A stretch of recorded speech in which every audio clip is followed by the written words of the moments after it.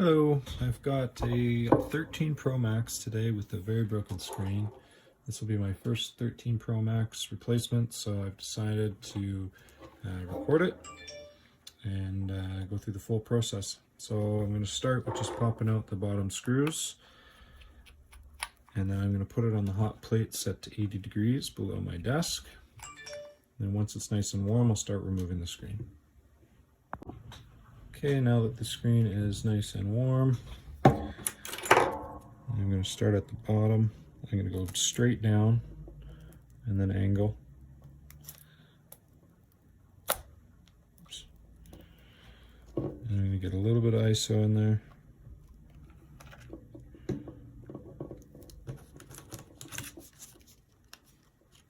And then I'm going to come in with my card. You can use a guitar pick, you can use your fingernail. Cut out the sides.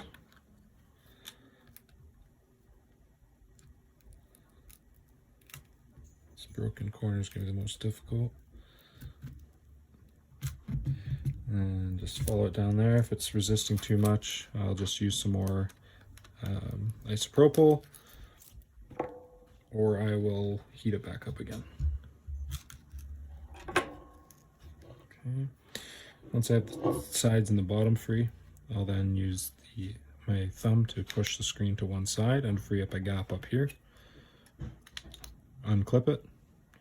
Same thing on the other side. Unclip it. And then this one will fold the opposite way of iPhone 11 Pros and before. Goes to that side. Now that we're inside, we have some tri-wing screws. One there.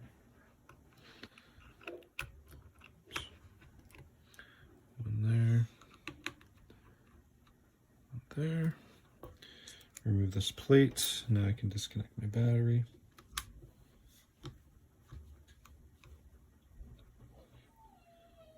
And the screen. Oops. There's a spudger for this guy. Go. Now we've got this top panel up here. One. Classic Apple, they threw a Phillips in on us right here.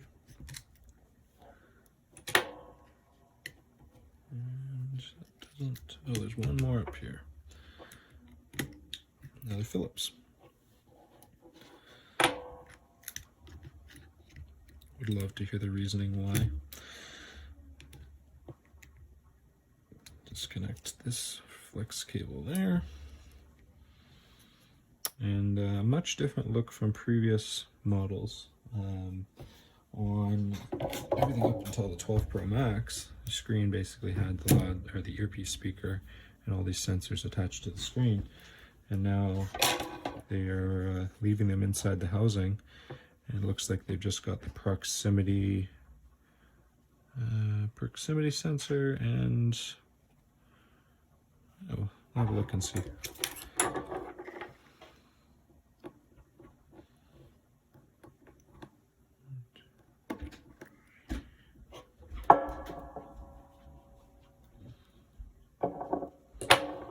Okay.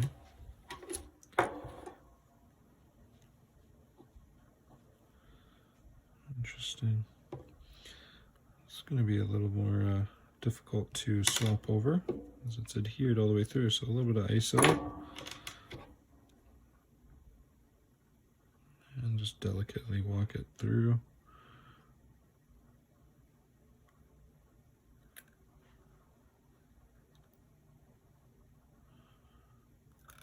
Put a little more ISO. And I'll put it back on the heat here. Okay, so now that it's warm, right away I'll get some ISO in there. We don't have to worry about too much ISO because this is an OLED panel and don't really have a backlight that we're concerned about flooding, staining. And now this comes off nice and easy.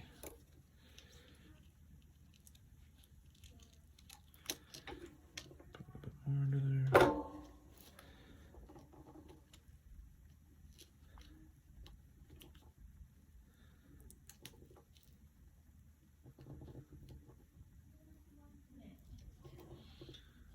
Okay. Now that's separated. I have this little tool that I use when I'm soldering to lift chips, and it's my preferred tool for removing these sensors. Just going to slide it under and do a little twist motion to lift up that microphone.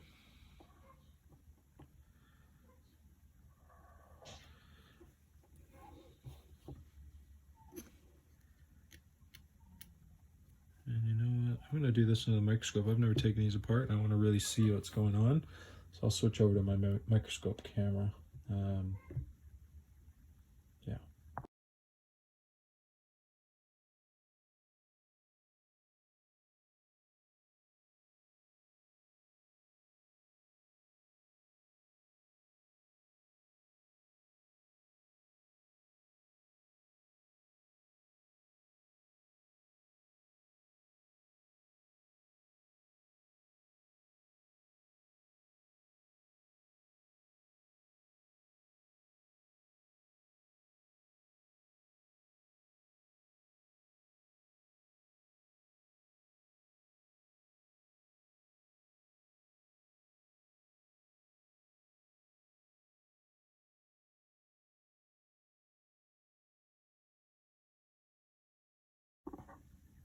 Okay, so that is now off.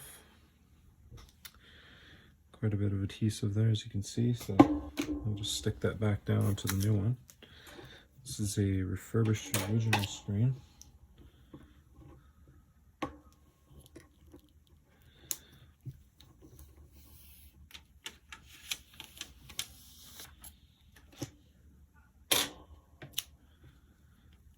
So I'll line up my sensors first thing.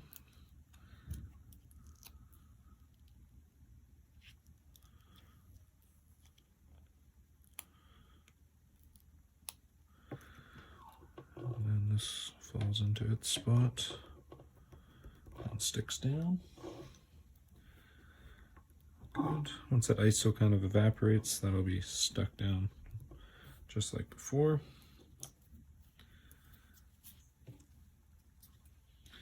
I'm going to prime my frame here.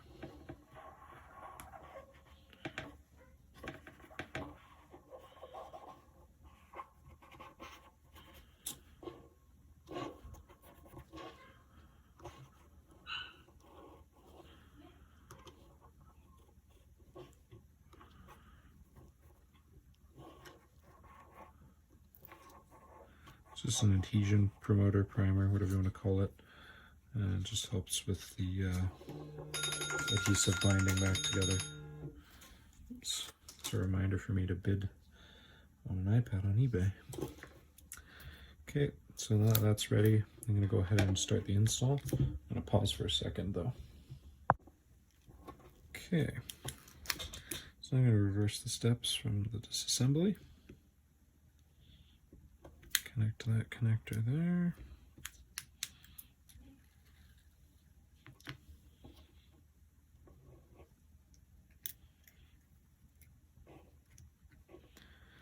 Line that up.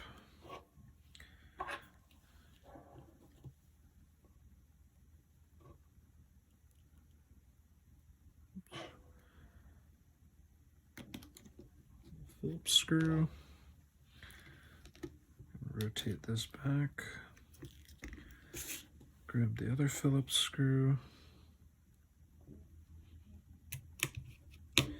Switch to the tri-wing.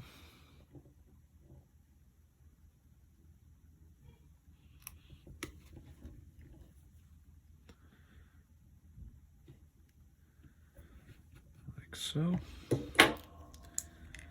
Now our screen connector. Just one connector for screen and digitizer now. Which is good and bad. And the customer here I need to talk to. So I'm going to pause there again. Okay.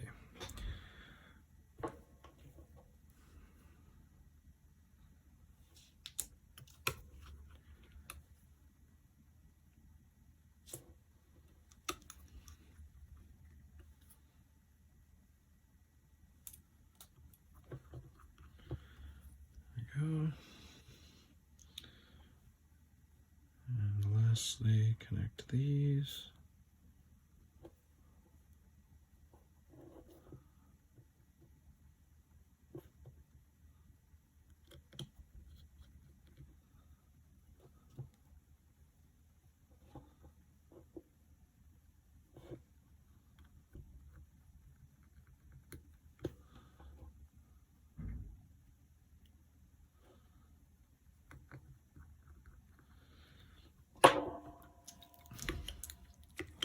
At this point, I'll confirm the display is turning on. Good. Clip in the top first.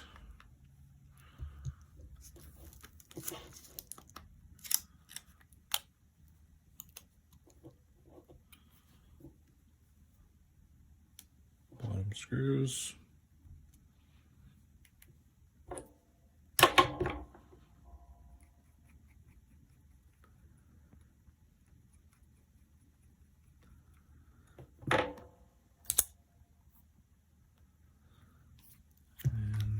Go to the emergency screen. I can do a little bit of testing.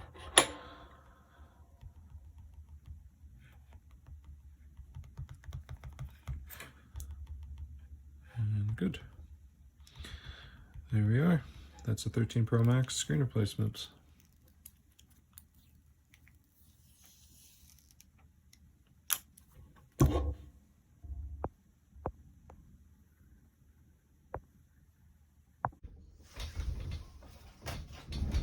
Okay, so after the hot plate, I put my razor in straight down like that, lift it up. I use my fingernail, you can use a guitar pick. And I just stick it in there, pulls that up. Now to get the top off, since we have Face ID there, we want to be careful.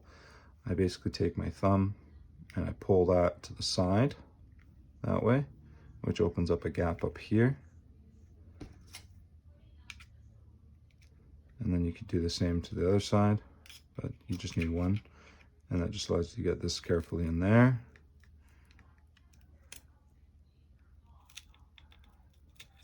Just like that. Open it like a book.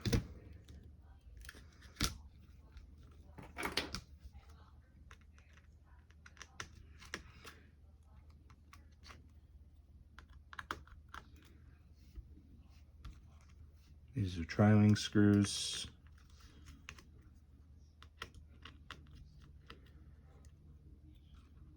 Take off both these plates.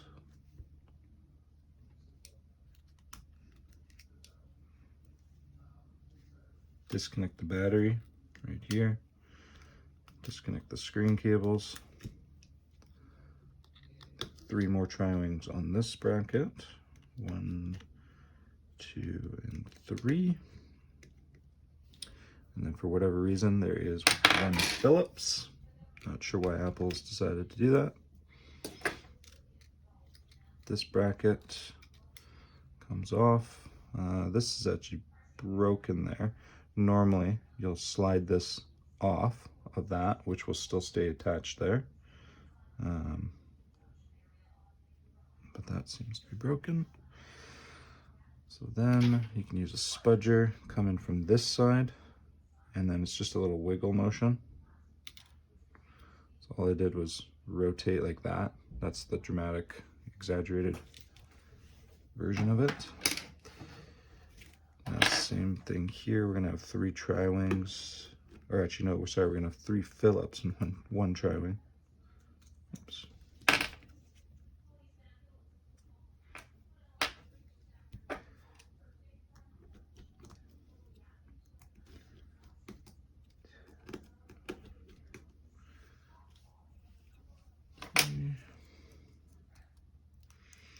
Fold this down, and we have this little bracket right here.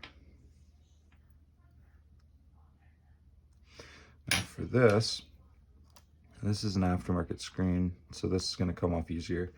But basically, these can be really locked in. These are for responsible for True Tone and Face ID and your proximity sensor, and you can't replace these in retain your Face ID function.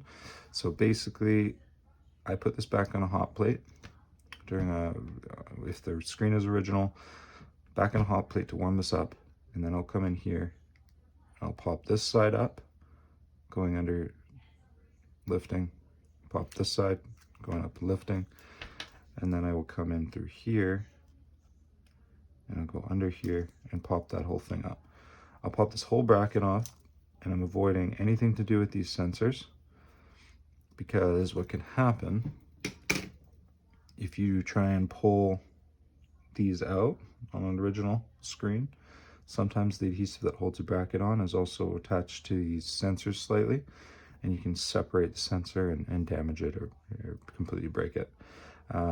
Once this whole bracket is off, it's as easy as a little bend of the bracket. You know, you can just push the sensor out manually, and then I do it with my fingers, but basically I go in and grab right about there and lift off the microphone, which is adhered to the bracket. So I'll set that aside. Oops, there's that little tri-wing that got away on me. Okay, I'll grab a screen and I'll turn this on, and then I'll explain what we're doing with that.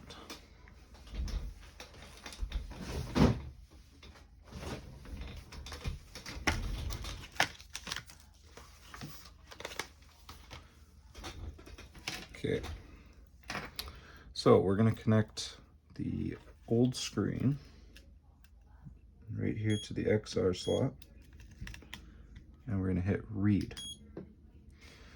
Now what this is doing is it's copying over the screen EEPROM data, and this will allow us to retain the true tone function when replacing the screen. So we'll then connect to the new one. Oops, a little bit finicky on this connector.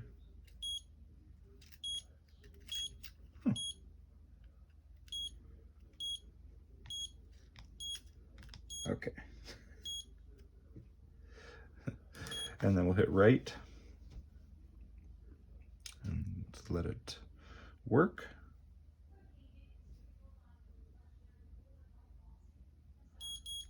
Okay, so now it's copied all these numbers from the previous screen, which is copied from the original screen, and this means that we will keep our true tone function on the new screen.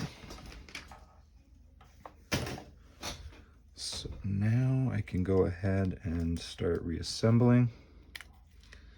Oh, actually, the other thing that we need to do, it doesn't need to be at this point, but at some point, go around these edge screws and give them a turn and tighten them. Like that one was quite loose. That one too. These are, you know, assembled by the thousands in a factory, and I find that these are very frequently loose. So giving them a little, you know, half turn, whatever it takes, sometimes full turn, that avoids them from coming loose. And I've seen them come loose in phones done elsewhere, and I've actually seen them short out components in the board just because they've bridged a connection to ground. The other thing I do is I just take my nail and I just push lightly there, push that cable in, make sure those are tucked in very carefully, and now I can start reassembling it.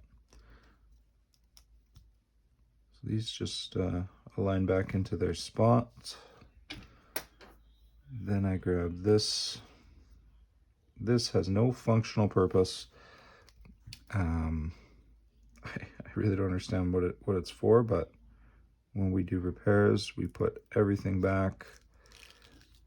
We want only our manufacturer or supplier sticker to indicate that the screen's been replaced. Everything else should look,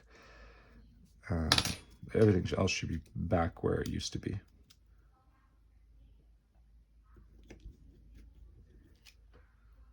Our screws back.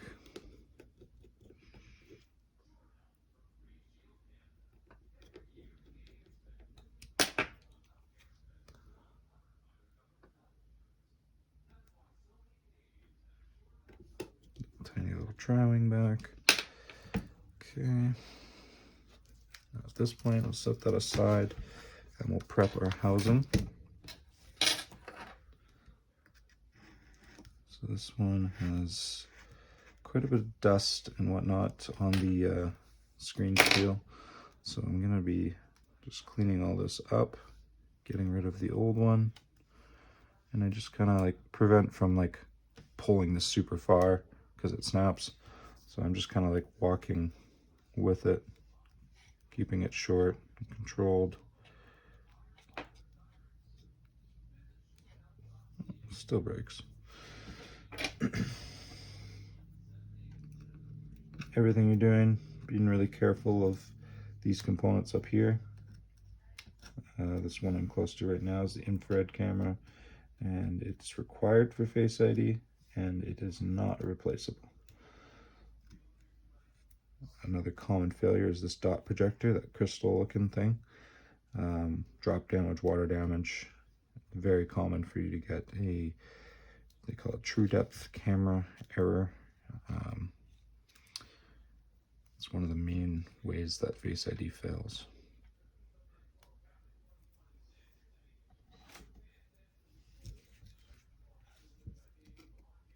It's a very good idea on intake of a device to check Face ID as well as other functions of the phone to make sure that you are only replacing the screen and you're not going to replace the screen and get blamed for a pre-existing issue.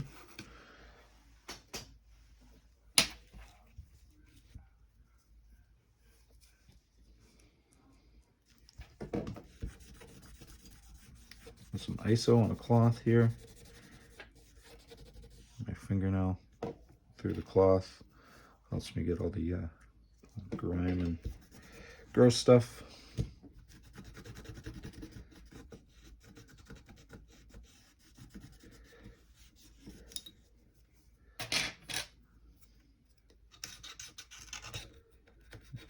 The very corner is hard to get, so I just sometimes loosen it up with a set of tweezers going around.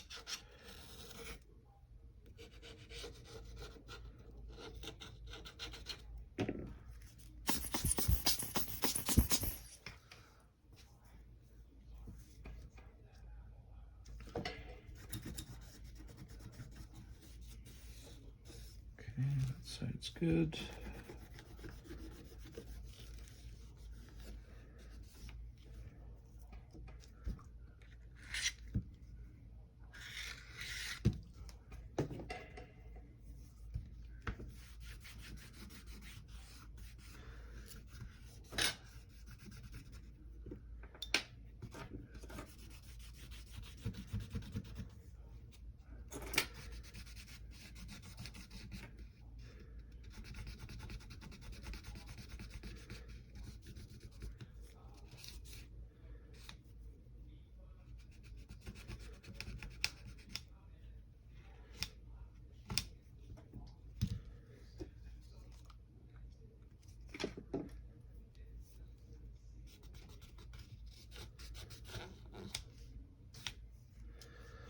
Okay.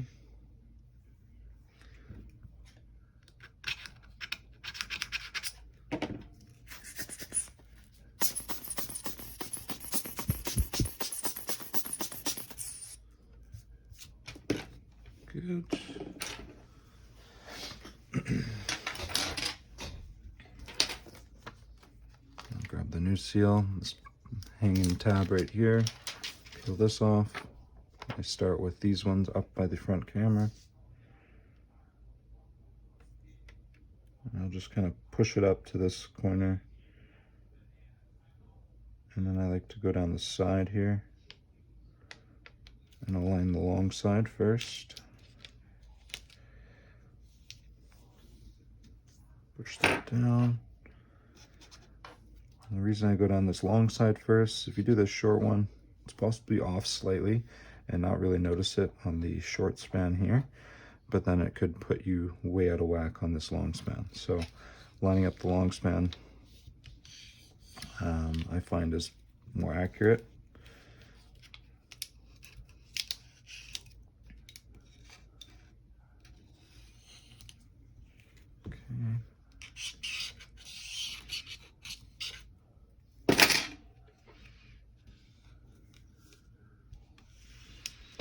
And just pressing that into place. Then you can grab this tab, and kind of roll it. If you're pulling up, you could lift that seal away. So if you kind of roll it, I find that to be better.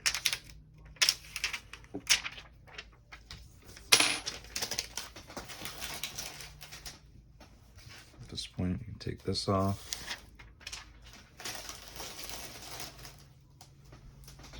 I line up this cable first, so I kind of hold like this. Line that up, click it in, and you can literally just lay this screen down like that. Grab this bracket,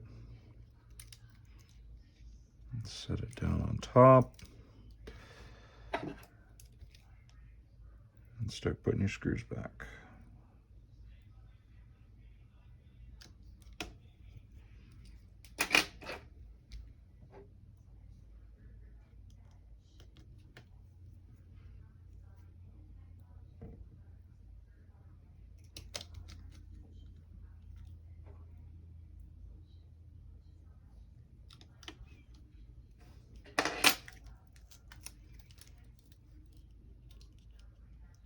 Grab these ones, click them into place, battery into place, and we'll just power it on at this point.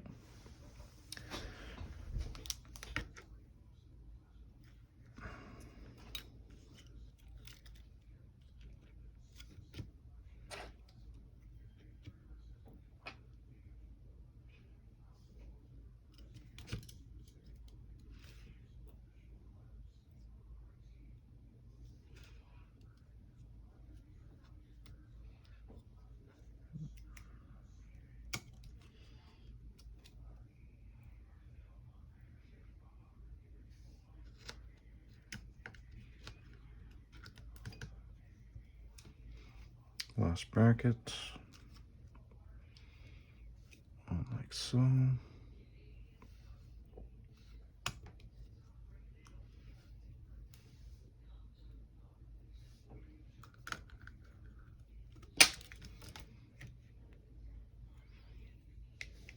Just like that. Phone is on, touch is working well. And you know, I'm not just looking that it responds to touch in a single area, up, down, constant smooth response on all edges of the screen, all areas of the screen. I'm happy with that. So at this point I can clip the screen down, pop in the top first, work my way down.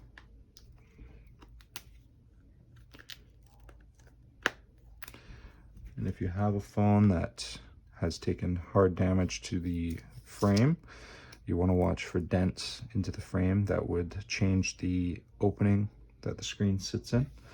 If it's dented in, then you squeeze a screen in there, you'll create a pressure point, and so we want to avoid that because when you go to push it in, you could damage the screen. So if needed, we will reshape that corner a lot of times with a Dremel. Put the bottom screws back in, and there we go. Next step would be back glass, but that's a front screen replacement, and it's pretty straightforward.